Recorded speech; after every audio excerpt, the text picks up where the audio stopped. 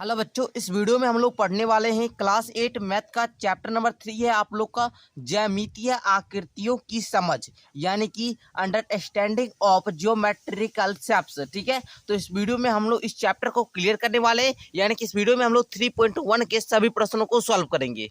तो आइए बच्चों, अब हम लोग प्रश्नावली 3.1 को सॉल्व करते हैं। ठीक है, चलिए। तो आप लोग का यहाँ पर फर्स्ट क्वेश्चन क्या कहता है, इसको समझिएगा। कहता है सरल एवं बंद आकृति क्या होती है, उदाहरण देते हुए उनके प्रमुख गुणों को समझाइए। तो चलिए हम लोग समझते हैं कि सरल एवं बंद आकृति किसे कहते हैं।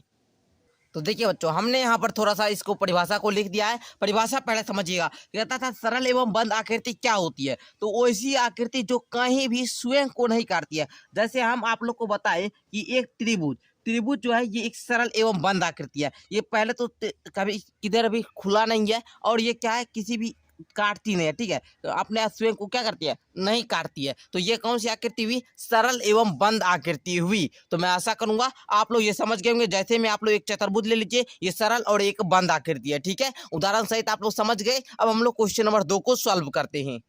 तो क्वेश्चन नंबर 2 को सॉल्व करते हैं। क्वेश्चन नंबर 2 आप लोग का कहता है निम्न आकृतियों में से पहचान करें कि कौन सी सरल है। मैंने सरल आपको समझा दिया। कौन सी बंद है, बंद भी मैंने आपको समझा दिया, है ना। वह सरल और कौन सी खुली है, और कौन सी उत्तल एवं कौन सी अवतल आकृति है। तो पहले मैं आप लोग को बता दूं, सरल एवं बंद आकृति क्या होती है कि जो कहीं भी स्वयं को नहीं काटती है। ठीक है ना, तो वो होती है सरल आकृति, है ना। और खुली आकृति आप लोग समझ रहे होंगे, ये क्या है, खुला आकृति है। ठीक है, तो उसके बाद उत्तल क्या होता है, उत्तल आकृति मतलब हुआ वो जो आकृति उभरा हुआ हो, उसे क्या होंगे, उत्तल होंगे। जैसे ऐसे यहाँ पर रहेगा तो ये उभरा हुआ तो इसको हम लोग क्या बोलेंगे, उत्तल बोलेंगे। और जो क्या हो, अंदर की ओर धंसा हुआ हो, उसको हम लोग अवतल बोलेंगे। ठीक है, यहाँ तक क्लियर हुआ। तो अब हम लोग समझते हैं। तो ये आकृति जो पहले बच्चों आप लोग देख रहे हो, ये एक सरल आकृति है। कैसी आकृति है, सरल है। और ये चारों ओर से क्या है, बंद है। तो ये सभी ओर से बंद है। ठीक है, उसके बाद ये क्या है, उत्तल है, क्योंकि ये क्या है, उभरा हुआ है। ठीक है ना, ये क्या है, उभरा हुआ है। तो यहाँ पर आप लोग लिखते हैं उत्तल है। ठीक है, हमने यहाँ पर सारा कुछ लिख दिया, ये क्या क्या है। ठीक है, अब इस आकृति में आप लोग लिखेंगे खुली है,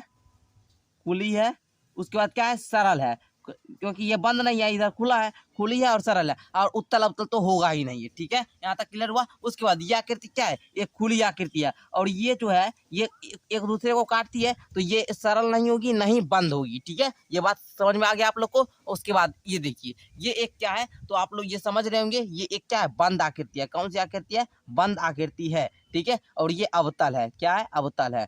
तो मैं आशा करूंगा कि आप लोग का क्वेश्चन नंबर 2 भी क्लियर हो गया होगा। अब हम लोग क्वेश्चन नंबर 3 को समझते हैं। क्वेश्चन नंबर 3 कहता है नीचे दिए गए बहुभुज का नाम लिखिए और उनके सभी संभावित विकर्ण खींचिए। तो ये बहुभुज जो देख रहे हैं, ये बहुभुज कितना का है, 1 2 3 4 5 6, 6 भुजा का है। तो हम लोग इसको षष्ठभुज कहते हैं। क्या कहते हैं, षष्ठभुज। क्या बोलेंगे, षष्ठभुज, 6 भुजा है। ठीक है ना। अच्छा, इसमें विकर्ण कितने खींचे जा सकते हैं, तो हम लोग क्या करेंगे, पहले विकर्ण खींच कर देखते हैं। ठीक है, पहले देखिए, यहाँ पर हम लोग ऐसे ऐसे मिला दीजिए 2। उसके बाद अब हम लोग इसको क्या करेंगे, विकर्ण को खींचते हैं। तो देखिए, पहले देखिए कैसे कैसे खींच रहे हैं हम। ठीक है, यहाँ पर आप लोग देखते जाइएगा। उसके बाद आप लोग को स्वयं क्या हो जाएगा, समझ में आ जाएगा।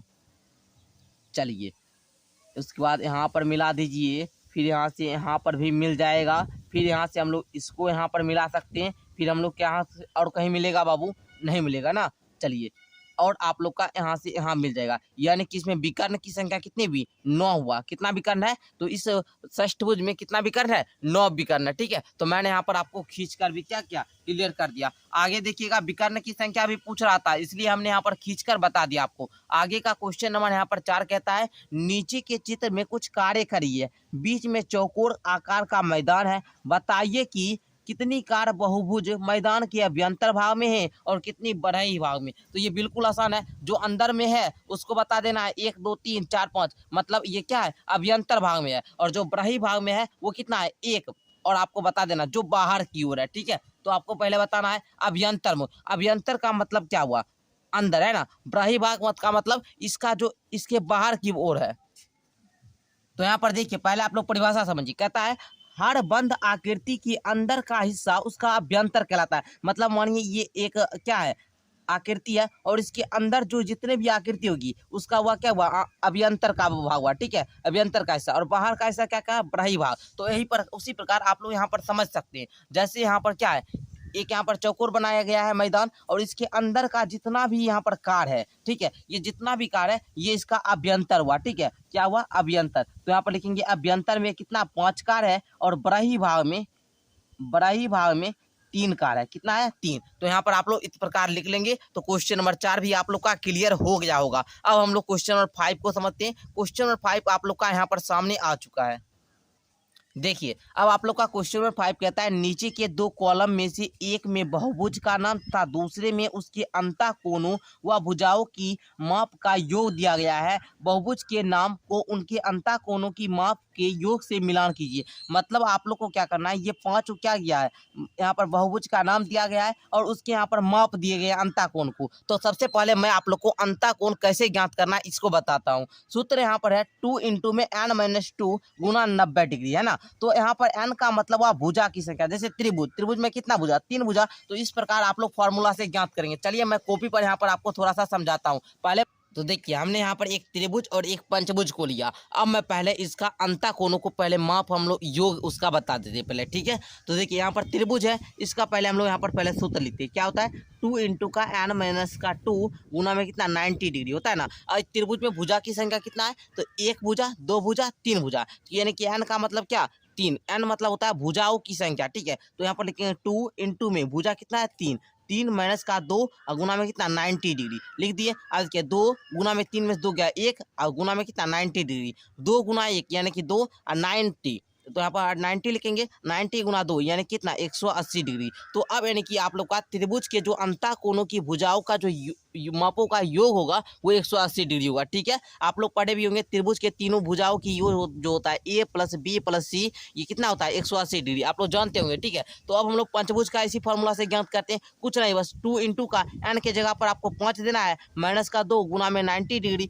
देखिए 2 गुना में 5 में 2 गया 3 और गुना में कितना 90 डिग्री, 2 तिया 6 गुना में 90 डिग्री, 9 चाक 54 यानी कि 540 डिग्री। तो इसी प्रकार आपको ज्ञात करना है। उसके बाद क्या करना है, मिलान कर देना सारा का। जैसे त्रिभुज का हमको कितना है 180 डिग्री, तो त्रिभुज को आप लोग को इसमें मिला देना है। पंचभुज का कितना है हम लोग का, कितना 540 ना, तो पंचभुज को 540 में मिला देना है। उसी प्रकार सप्तभुज है तो n के जगह पर 7 रखेंगे, ठीक है। 7 यानी कि 2 5 10 और 10 90 यानी कि 900 आएगा, तो आप लोग को सप्तभुज में 900 मिला देना है। इस प्रकार आप लोग सारा का ज्ञात करके इस फॉर्मूला से बनने निकाल लेंगे। यहाँ पर हमने यहाँ पर n बराबर भुजाओं की संख्या भी लिख रखा है, ठीक है। 9 भुज है तो यहाँ पर n के जगह पर कितना रखेंगे, 9 रखेंगे, ठीक है। समझ में आ गया होगा आप लोग को क्वेश्चन नंबर 5। चलिए हम लोग क्वेश्चन नंबर 6 को समझते हैं।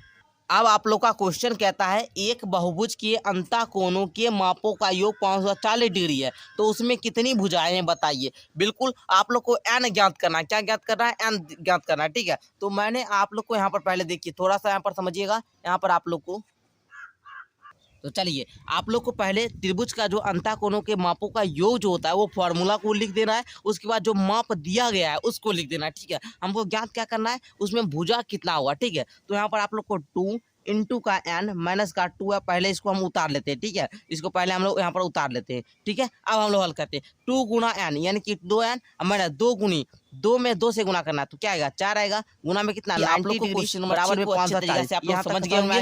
क्वेश्चन नंबर 7 माइनस का 4 रहने देना है, बराबर में क्या करना है 540 इधर ये गुना में इधर 8 क्या हो जाएगा, भाग में हो जाएगा, तो इसको 8 दीजिए कितना आएगा 6 आ जाएगा। अब कोणों की n बराबर क्या हो जाएगा, 2n बराबर हो जाएगा अंतः कोणों प्लस का 4 कितने माप का होगा, बराबर में कितना 10, मतलब बाह्य कोणों n बराबर हो जाएगा 10 और बट्टे में कितना 2, 10 बट्टे में पहले मैं दोनों का सूत्र लिख देता हूँ।